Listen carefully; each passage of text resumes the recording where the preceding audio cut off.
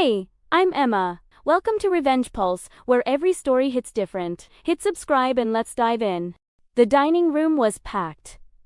Thanksgiving at Mom's house always was 23 people crammed around a table that comfortably sat 12. I'd arrived early to help cook, like I did every year, but by the time everyone sat down, you wouldn't know I'd spent 6 hours in the kitchen. Julia, pass the rolls, Aunt Karen said, from across the table. I handed them over, without a word. My sister Rachel sat to Mom's right, in the seat that used to be Dad's before he passed. Her husband Derek was next to her, then their 2 kids. The Golden family, the success story everyone pointed to. Rachel, tell everyone about the promotion, Mom said, beaming. Rochelle smiled, tucking her perfectly highlighted hair behind her ear. It's not that big a deal. She's being modest, Derek interrupted. Senior Marketing Director. Corner office, $140,000 salary. The table erupted in congratulations. Uncle Tom raised his wineglass. Aunt Karen asked about the office. Cousin Michelle wanted to know if they were hiring. That's wonderful, honey, Mom said, squeezing Rachel's hand. I'm so proud of you. I took a bite of turkey and said nothing. And the house renovation is almost done, Rachel continued. The kitchen is gorgeous. Marble countertops, custom cabinets. We're hosting Christmas this year. Everyone's invited. More congratulations. More questions, more appraise. Julia, how's your job going? Aunt Karen asked, probably trying to be polite. It's fine, I said. Still at that nonprofit? Uncle Tom asked. That's nice, he said, in the tone people use when they mean the opposite. Very, noble of you. Rachel laughed lightly. Julia's always been the bleeding heart. Saving the world. One grant application at a time. Derek smirked. How much do those jobs even pay? Like 40,000? 38, I said quietly. Wow, Cousin Michelle said. In this economy, it's what I chose, I said. Well, Mom said, her voice taking on that particular edge. I knew too well. We can't all be high achievers. Some people are content with simpler lives. I set down my fork. What's that supposed to mean? I asked. Nothing, honey, Mom said sweetly. I just mean you've never been particularly ambitious. Which is fine. Not everyone needs to be successful. Rachel reached for the cranberry sauce. I think what Mom means is you've always been more comfortable accepting help than giving it. Accepting help, I repeated. You know what she means, Jules, Derek said. You're 32 and still renting that studio apartment. Meanwhile, Rachel and I bought our house at 28. With a down payment from Mom and Dad, I said quietly. We paid them back, Rachel said quickly. Did you? Most of it, Mom interjected. And what we gifted them was an investment in their future. That's what parents do for successful children. We help them build wealth. Aunt Karen cleared her throat uncomfortably. The stuffing is delicious, Patricia. But Mom was warming to her topic now. Julia, I don't mean to criticize, but you have to understand how it looks. Rachel has always been independent, making her own money, building a life. You, on the other hand, double quotes. On the other hand, what? I asked. You've never really contributed, Mom said. The family. Financially, I mean. You're always so focused on your little charity work that you do unthink about your own family's needs. I felt my face getting hot. Around the table, relatives were suddenly very interested in their plates. I've contributed, I said. Rachel laughed. When? You didn't even chip in for Grandma's funeral costs. You offered $200, Rachel interrupted. The funeral cost $12,000. Derek and I covered most of it. After Mom covered the rest, Derek added. Mom sighed dramatically. It's fine. I understand Julia works at a nonprofit. Money is tight, but it would be nice if, just once, she thought about someone other than herself. I think about family all the time, I said. Do you? Mom challenged. Because from where I'm sitting, you take more than you give. Remember when you borrowed my car for 6 months after your accident? Never offered gas money. Remember when you stayed here for 3 weeks between apartments? Ate our food, used our utilities, never contributed a dime. That was 7 years ago, I said. The point stands, Mom said. Rachel has never asked us for anything. She's independent, self-sufficient. You, Julia, have always been. Well, let's just say you've always needed help. Rachel nodded sympathetically. It's okay to admit it, Jules. Not everyone can be financially successful. You're good at other things. Like, you're really good at organizing charity events that no one attends, Derek muttered. Derek, Aunt Karen said weakly.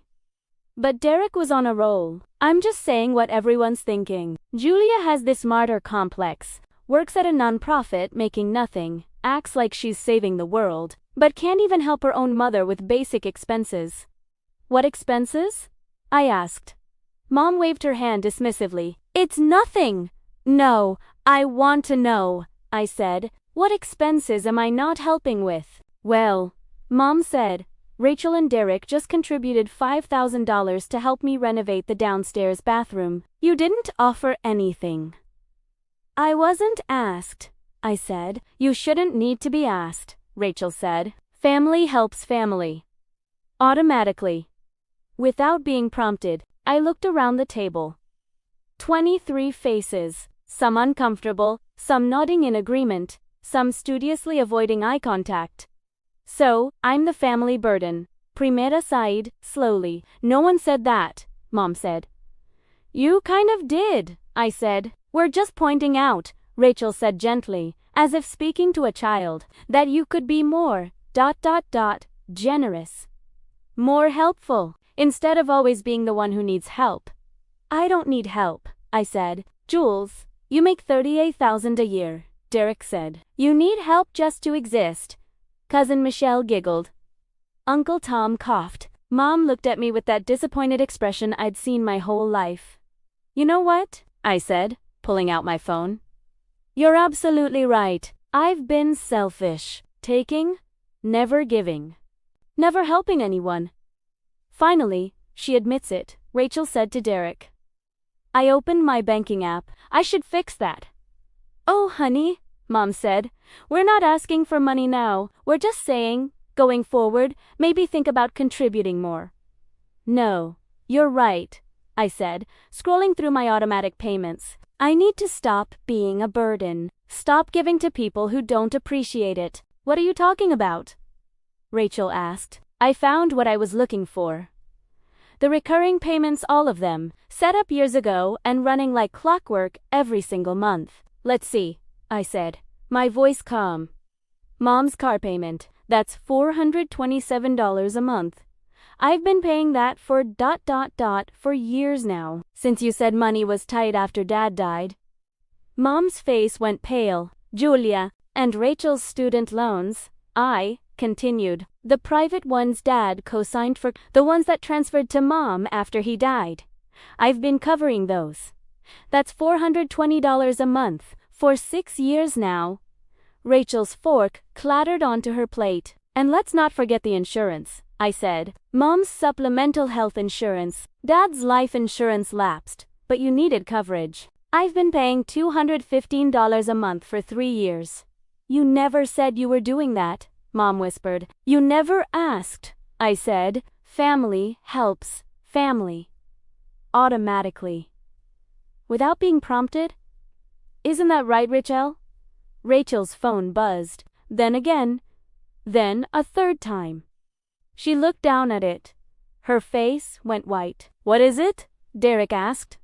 My loan servicer, Rachel said. They're saying there was a payment method cancellation. Payment due in 7 days or account goes to collections. I smiled. That's fast notification. Technology is amazing. Julia, what did you do?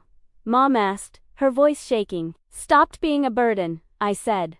I turned my phone screen to show the table. See. I just canceled all my recurring payments. Car payment canceled. Student loans canceled, insurance canceled, also canceled the quarterly property tax payments I've been making on this house, and the HOA fees. And that $150 monthly payment to Rachel's emergency fund that she thinks comes from her investment dividends. The table had gone completely silent. How much? Aunt Karen asked quietly.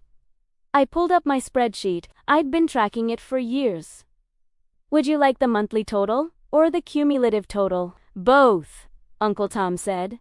Monthly, $847 in direct payments. Quarterly, an additional $2,100 for property taxes and fees. Over the past 6 years, I've paid $119,463 toward family expenses, not counting the time I paid for both kids' summer camp when Rachel said money was tight, or the time I covered Mom's emergency dental work, or the stop, Mom said, or the time I paid for Derek's professional certification course that got him his current job. Derek's mouth opened and closed like a fish.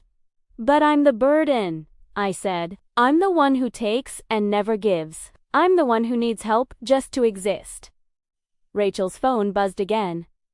This time Mom's did too. Mom looked at her screen. This is from the bank. They're saying my auto pay for the car was declined, but I have auto pay set up through my account, I said, which I just closed the authorization for. You can't do that, Rachel said, her voice rising. Those loan payments, if they go to collections, it affects Mom's credit. She co-signed. Then I guess you should start making them yourself, I said. You know, since you're so independent and successful, $140,000 salary should make $420 a month pretty manageable. Julia, this isn't funny, Mom said. You're right, I agreed. It's not funny. It is not funny that I've been paying your bills for years, while you told everyone I am a financial burden. It's not funny that I've covered Rachel's student loans while she bragged about being. It's not funny that I paid for Derek's career advancement while he mocked my salary. Why didn't you tell us? Aunt Karen asked.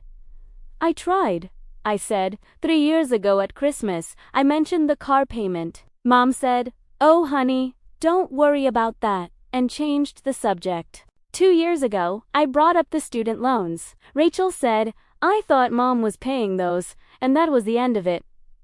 Last year, I tried to talk about the property taxes. Mom said, "You're so good with finances, dear," and walked away. We didn't know, Rachel said weakly. You didn't want to know, I corrected. Because knowing would mean acknowledging that your struggling, unsuccessful sister was keeping this family afloat. Mom's phone buzzed again. This is the insurance company. They're canceling my policy. 30-day notice, probably, I said. That's standard. You'll want to shop for new coverage. The premiums have gone up since I first got you that policy, so budget accordingly. Julia, please, Mom said. We can talk about this. We are talking about it, I said, in front of everyone. With 23 witnesses, just like you chose to talk about what a burden I am. In front of everyone, with 23 witnesses, Cousin Michelle's husband, Jeff, cleared his throat. For what it's worth, I think Julia's been incredibly generous. Thank you, Jeff, I said. We didn't mean it like that, Rachel tried. We just thought. You thought I was poor and pathetic, I said. You thought my nonprofit salary meant I had nothing to offer. You never asked about my investments, never asked about Dad's life insurance, the one that didn't lapse, the one where I was the beneficiary, never asked about Grandpa's trust that came to me when I turned 25. Uncle Tom's eyes widened. Trust. I thought that got divided between all the grandkids. It did, I said, but my portion was larger because I was Grandpa's caregiver for his last 2 years. Remember? When I disappeared for a while, I was living with Grandpa, helping him, and he made sure I was compensated for that in his will. How much?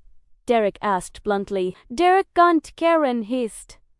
It's fine, I said. Since we're being so honest about finances today, let's be completely honest. Grandpa left me $340,000. I invested it. It's grown to about $780,000 now. I live off the dividends and my nonprofit salary. Combined, I make around $120,000 a year. But I live in a studio apartment and drive a 10-year-old Honda because I was paying everyone else's bills. You could have heard a pin drop. $750,000, Rachel said slowly. Give or take, I said. But please, continue telling me how I'm not financially successful. Mom stood up abruptly. I need some air. She walked out of the dining room. Rachel followed her, phone still buzzing in her hand. Derek sat frozen, staring at his plate. Aunt Karen broke the silence. Julia, I had no idea. Patricia always said you were struggling, that you needed help. Mom said that. For years, Uncle Tom confirmed. She'd talk about how worried she was about you. How she wished you'd find a real job. How she and Rachel were always helping you out. Helping me out? I repeated. We thought you were barely scraping by, Aunt Karen said. Living paycheck to paycheck? I was, I said, because I was paying their bills. Jeff, Cousin Michelle's husband, pulled out his phone. I'm doing the math here. You said $847 a month for 6 years, plus quarterly payments, I said. That's over 2 years of your stated nonprofit salary. You were paying out more than half your visible income to family members who thought you were poor and who told everyone I was poor, I added. From the other room, I heard Ray's voices, Rachel and Mom arguing. I caught snippets. Never told me, ... Didn't know, ... double quotes. How could she not say double quotes? Cousin Michelle looked at me. Why didn't you say something sooner? Because I thought family helped family, I said. I thought it didn't matter who knew. I thought the help itself was what mattered. It does matter, Aunt Karen said gently. Because they took advantage of you. They didn't know I started. They didn't want to know, Uncle Tom interrupted. Karen's right. Patricia and Rachel created a narrative where you were the struggling one, the one who needed help. It made them feel better about accepting your money without acknowledging it. That's a bit harsh, I said. Is it? Jeff asked. Your sister just stood up in front of the whole family and called you a financial burden while you were actively paying her student loans. That's not ignorance, Julia. That's willful blindness at best. Malicious at worst. Rachel came back into the dining room. Mom, trailing behind her. Both had been crying. Julia, Rachel said. I'm sorry, I didn't know about most of that. The student loans, yes, but I thought Mom was paying them from Dad's life insurance. I didn't realize it was you. And the emergency fund deposits? I asked. She had the grace to look ashamed. I thought Derek's aunt was sending those. She promised to help us, and money started appearing, so I assumed ... double quotes. You assumed wrong. Mom sat back down heavily. Julia, why didn't you tell us? I did tell you. You didn't listen. But to just cancel everything, you called me a burden, I said, in front of the entire family? You said I take and never give. You said I've never contributed financially. You were worried I'd ask you to cancel payments. Mom, I canceled them myself. We can fix this, Rachel said desperately. We'll figure out the payments. We'll work something out. You will, I agreed. Without me. Julia, please, Mom said. We're family. Are we? I asked, because family doesn't humiliate each other over Thanksgiving turkey. Family doesn't spread lies about each other's financial situations. Family doesn't accept 6 years of help and then call the helper a burden. We made a mistake, Rachel said. You made a choice, I corrected. You chose to see me as less than, as unsuccessful, as someone who needed your pity instead of someone who deserved your respect. Mom's phone buzzed again. She looked at it and winced. The property tax is due in 2 weeks. I don't have $2,100. You'll need to figure that out, I said. Julia, I'll be spending Christmas in Vermont this year, I said, standing up. There's a non-profit retreat I've been wanting to attend. Should be nice? You're not coming to Christmas, Mom asked. Rachel's hosting, remember? In her beautiful renovated kitchen with marble countertops. I'm sure it'll be lovely. But we always spend Christmas together, Rachel said. We spend Christmas together, and you spend the time comparing our lives and finding mine wanting, I said. I think I'll pass this year. Aunt Karen stood up. Julia, wait. Can I talk to you in the kitchen? I followed her. She closed the door behind us. That was brutal, she said. They started it. I know. She leaned against the counter. Your mother has always had favorites. I love my sister, but she's never been fair to you. Thanks for noticing. What are you going to do now? She asked. Stop setting myself on fire to keep other people warm, I said. Stop paying for people who don't appreciate it. Start living my own life. Good, Aunt Karen said firmly. You deserve that. You think I'm being too harsh? I think you're being too kind, she said. I would have canceled those payments years ago, and I definitely would have told everyone about it before they publicly humiliated me. I kept hoping they'd notice. I admitted, hoping someone would ask where the money was coming from, hoping Mom would wonder how she afforded everything, but no one ever did. Because they didn't want to, Aunt Karen said. Easier to believe in struggling Julia than successful Julia. Struggling Julia made them feel better about themselves. That's depressing. That's family, she said. Sometimes the people closest to us are the ones who see us least clearly. We walked back to the dining room. Most people were gone, fled to the living room or outside, anywhere but the site of the confrontation. Only Mom, Rachel, Derek, Uncle Tom, and Jeff remained at the table. Julia, Mom said as I entered, we need to discuss this. There's nothing to discuss, I said. I'm done. Done with what? With family. Done being your ATM, I said. Done being your punchline. Done being whoever you need me to be so you can feel superior. Rachel's phone buzzed again. She looked at it and closed her eyes. They're adding late fees. Better pay it quickly then, I said. We don't have $400 just lying around, Derek said. Then maybe you shouldn't have spent $5,000 on Mom's bathroom renovation, I suggested. That was an investment, Derek started. In a house you don't own, I finished. While your wife's student loans went unpaid. Great financial planning. This is cruel, Rachel sighed. This is honest, I corrected. I am being as honest as you were an hour ago when you called me a burden. I apologized, you apologized. Because you got caught, I said. Not because you were actually sorry. If I hadn't pulled out my phone and showed everyone the truth, you'd still be sitting there feeling superior. Mom stood up. Julia Marie, that's enough. It really is, I agreed. I'm leaving. In the middle of Thanksgiving? Mom, dinner's been over for 30 minutes. Everyone's just been sitting here in shock. I'm just the first one brave enough to leave. I grabbed my coat from the hall closet. Julia, wait, Uncle Tom called. He walked over with an envelope. This is for you. I was going to give it to you later, but now seems like a good time. I opened it. Inside was a check for $5,000 and a note for your nonprofit.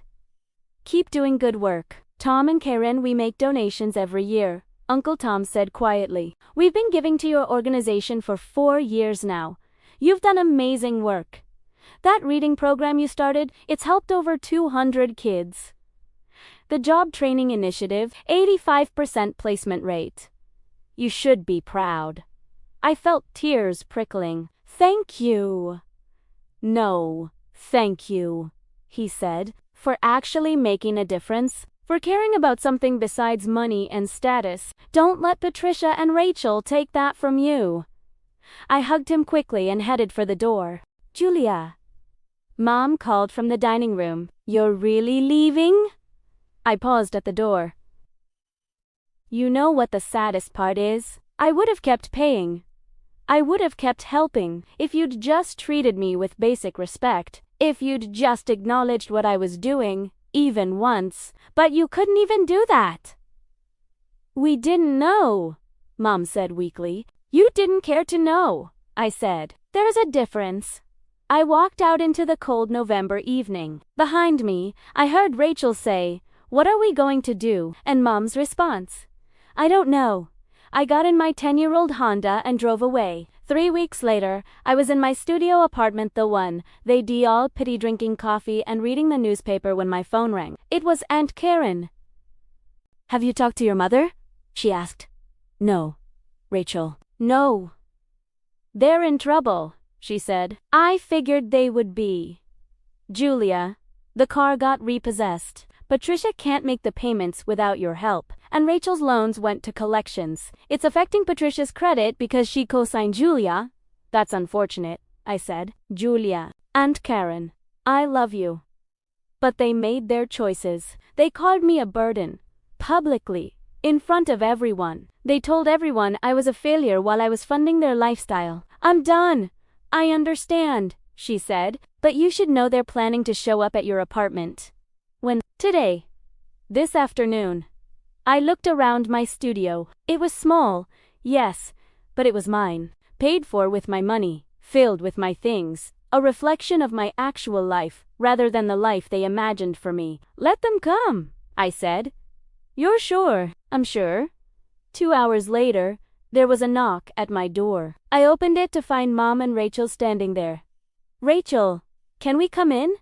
Mom asked. I stepped aside. They entered and looked around. The studio was maybe 400 square feet, but it was my desk by the window overlooked the city. My bookshelf was full. My small kitchen was clean and functional. "This is it?" Rachel asked. "This is where you've been living." "For 6 years," I said. "But you have $750,000, Mom said. "Why live here?" "Because my expenses were elsewhere," I said. "Paying your bills didn't leave much for rent upgrades." They both had the grace to look ashamed. "We came to apologize," Rachel said. "Really? Apologize? Not because we got caught, but because we were wrong." "Okay," I said. "Okay," Mom repeated. "I accept your apology," I said. "Is that all?" "We were also hoping," Rachel said carefully, "that we could work something out. A payment plan. We can pay you back." "I don't want your money," I said. "Then what do you want?" Mom asked. I looked at them both. "I want you to see me." "Really? See me? Ellie, see me. Not the daughter you wished I was, not the sister Rachel wanted, but me.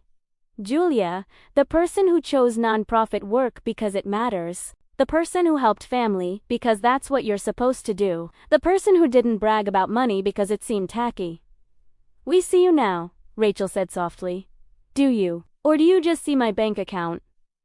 "That's not fair," Mom said. "Neither was Thanksgiving," I replied. We stood in silence for a moment. "The car is gone," Mom finally said. "I can't get to work." "Take the bus," I suggested. "That's what I did for 2 years while I was paying your car payment." "I don't know the bus routes. Learn them." "That's what I did." Rachel wiped her eyes. "I'm going to lose my house. Without those loan payments, I can't make the mortgage." "Downsize," I said. "Plenty of nice apartments available. But our kids will be fine," I said. "Kids don't need marble countertops and corner offices. They need parents who teach them the difference between real success and status symbols." "Is that what you think we are?" Rachel asked. "Status symbols? I think you valued the appearance of success over actual integrity," I said. "And I think Thanksgiving proved that." Mom sat down on my small couch. "What do we do to fix this?" "You start," I said, "by fixing yourselves. Figure out your finances without me. Make your payments. Live within your means. Stop pretending to be richer than you are. And then?" Rachel asked. "And then, maybe, we can rebuild a relationship based on honesty instead of assumptions." "Can you help us?" Mom asked. "Just a little, just until we get on our feet." I looked at her. "No. Julia, no," I repeated. "You need to do this yourselves. You need to feel what it's like to struggle. To worry about money. To have to make hard choices. Maybe then you'll understand why I lived in this studio for 6 years. Why I drove that old Honda. Why I didn't brag about my investments or my income. We understand now, Rachel sighed. You understand you got caught? I said. That's not the same thing. They left 20 minutes later. As they walked out, Rachel turned back. I really am sorry, she said, for all of it. I know, I said, but sorry doesn't fix the car repossession or the collection calls. You have to fix those yourselves. She nodded and left. I closed the door and leaned against it. My phone buzzed. A text from Jeff, Michelle's husband, heard they came by. You okay? I smiled and typed back. I'm good. Better than good, actually. Proud of you, he replied. What you did at Thanksgiving was brave. Or stupid, I typed. Same thing sometimes. He sent back. FY, Michelle and I made a donation to your nonprofit. $10,000. In honor of family members who actually make a difference. I stared at the message, then typed, That's too much. Not nearly enough, he replied. Keep doing what you're doing, Julia. The world needs more people like you. I set down the phone and looked around my small studio apartment. My humble, unimpressive, perfectly adequate home. And for the first time in 6 years, I felt completely, genuinely free. 3 months later, I got a letter in the mail. It was from Mom. Dear Julia, I sold the house. I couldn't afford the property taxes, and without your help, I couldn't maintain it. I've moved into a condo. It's smaller, but it's mine, and I can afford it on my own. Rachel and Derek sold their house too. They're renting now. The kids adjusted faster than Rachel expected. Turns out, children are more resilient than we give them credit for. I've had a lot of time to think these past months about the choices I made, about how I treated you, about what I valued and what I should have valued. You were right about all of it. I don't expect forgiveness. I don't expect you to help us again. I just wanted you to know that I see you now, really see you. And I'm ashamed it took losing everything to open my eyes. I'm proud of you, Julia. I should have said that years ago. I should have said it every day. But I'm saying it now. Love. Mom. I folded the letter carefully and put it in my desk drawer. Then I picked up my phone and sent a text. Got your letter. Thank you. Maybe we can have coffee next week? Her response came immediately. I'd like that. I smiled.